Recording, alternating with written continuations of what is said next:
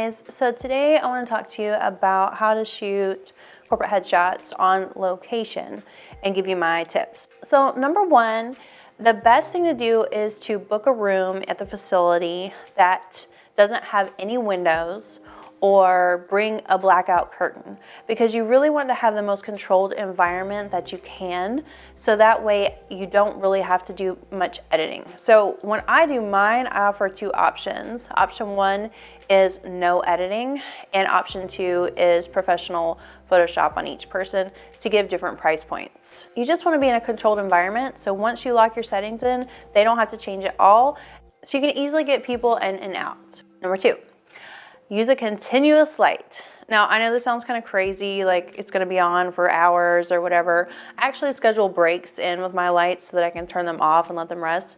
But I know that sounds really weird to use a continuous light, but let me explain why I use a continuous light. First of all, if you've got someone that comes in, let's say that they're really, really tall, you may not realize that you need to make an adjustment if you're using a strobe. Of course, I bring a stool, so I try to get people at the same basic height level when I'm shooting them. So if there is a really tall person, I can set them down and the light will fall on them just like it's falling on everybody else. So that way I don't have to adjust my light up and down so much or anything like that. But if you see the light falling on the person, it's so much easier to go ahead and adjust right then and there before you take any pictures. Because once you take the first shot, then you're gonna look at it, you're gonna critique it for a second, and then you're gonna have to take another shot. So if you have a continuous light, you see exactly how the light is falling onto the person. Number three, use flattering lighting. And what I mean by that is something that's universally flattering. Personally, I like a little more drama in my photos, so I don't like to do even lighting. I like to have a little bit of shadow.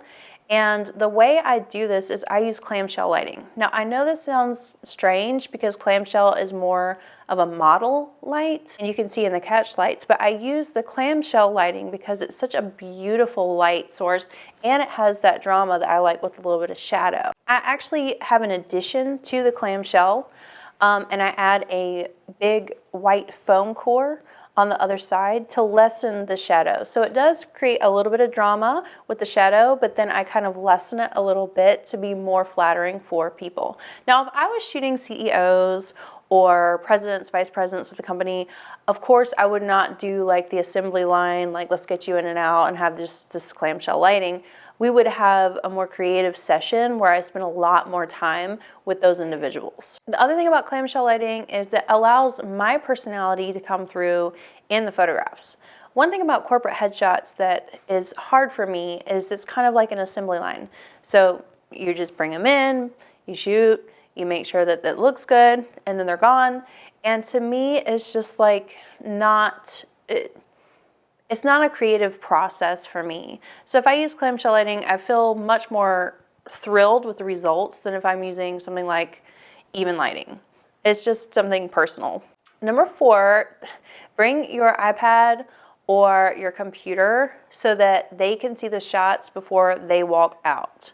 So I personally set up an iPad on a stand, take the first few shots, let them look at them, see if there's something they need to adjust, like their hair, or, they can look in a mirror before they sit down or, before they get in front of the camera, but something may change. So that way, if you have a mirror there and then they're also able to look at their shots, then they can approve their shot before they walk out, and it's just a lot less problems in the long run. Tip number five, bring your step stool. If you are a short human like I am, you may want to get straight onto a person or a little bit higher than the person depending on their weight or their physical features of their face. I personally do not shoot with a tripod, with the camera fixed on the tripod at f8 or f5.6. And the reason is because I do not feel that that's the most flattering for people. Even if I have 200 people coming through, I want to be able to give them the best experience I can and the best photo that I can. So if I bring a step stool, I use my 85mm, and I usually shoot around 2.8 to 3.2 because I want to give the most flattering result that I can to the person, even if I only have 3 to 5 minutes per person. So I bring my step stool, I have my 85. For me, like I have a double chin, I would shoot me with my face up just a teeny bit And you know, I'm not an extremely large person, but that is a physical feature that I will notice on other people to try and mitigate that so that you can get the best picture from me. I really want to make sure each person looks and feels good during the shoot.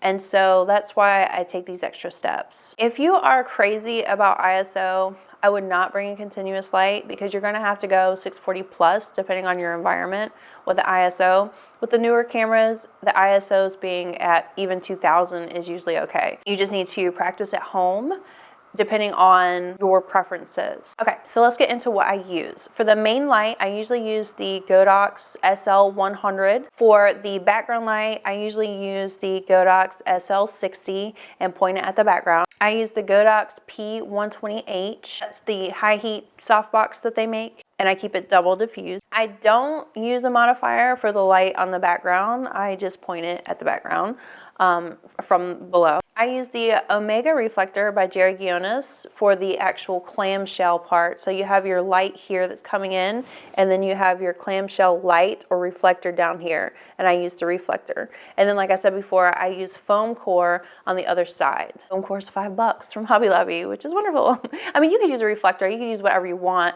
I just use that because it's very soft. Of course, I say I bring my iPad, all cords that you need, anything that you need hookup wise, you need to bring all that. Your iPad stand, things that make it easier. I bring a mirror, a handheld mirror, so that when they step up, they can look at themselves. And I bring a lint roller just in case. You wouldn't believe how many people have pets. I have them myself. Sandbags are extremely important. If you got people coming in and out, you want to make sure that you can mitigate any chance for anybody to get hurt. I put my my light on a boom stand, depending on the height of the room I'm going to be shooting in. So I bring a couple different stands. I bring clips just in case you need them. Like I clip my foam core to just like a stand. I just clip it to the side of it with the clips, with like backdrop clips. Always bring a backup camera. You never know what could happen. Backup cards, everything. As I said, I bring my step stool.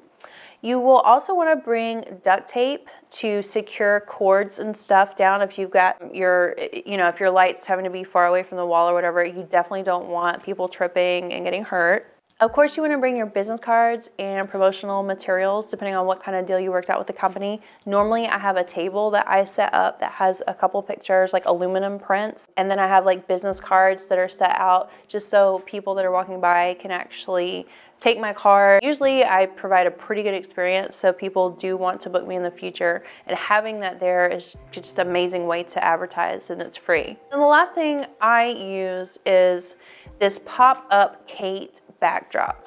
Now, I might be switching from Kate to something else at some point, who knows, because the first one that I ordered from Kate came raggedy. It was busting open at the seams from the first time that I used it. So I replaced that one with a different one. It seems to be holding up a little bit better, but I want to use it a couple more times and, folding it back up and everything to see if it's something that I would actually want to suggest to you guys. So if you're on the fence about what kind of backdrop to use, I am using the Kate backdrops right now, but I don't want to say that I completely recommend these yet, even though they are gorgeous. So anyway, guys, I hope that helps you with what I do with my lighting and how I make things go more streamlined and efficient for corporate headshots. Thanks so much for watching, guys. I hope this video helped you out. If it did, please subscribe and click the bell for notifications, and I will see you guys next time.